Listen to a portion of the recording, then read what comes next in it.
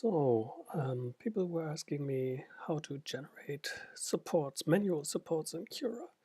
So I have this model, the Vault Girl, and in Cura, you see the red spaces are those that need support. So I have automatic support generation on with a 65-degree support angle, and that's what Cura does. So most of the times these settings will work great, but sometimes you might want to add additional support where Cura wouldn't place any, and you don't want to jam up the whole build plate with supports. So let's assume we just want to give this leg a little more support, even though the angle really doesn't need it.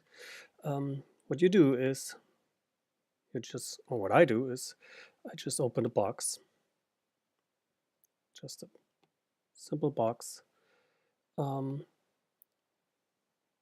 I could scale it, or I just drag it over to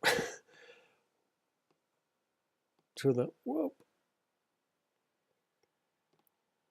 where the leg is, and everywhere where the box intersects the leg now, I want support generated.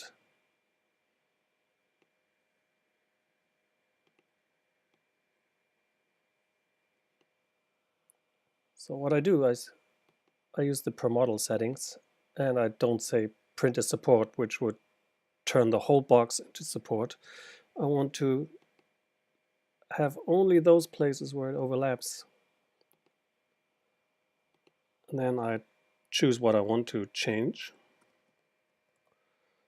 So generate support, overhang angle, and everything else pretty much stays the same. So what I can do here now is say 0, and that will pretty much support everything. So when we go back to layer view, wait for it to slice.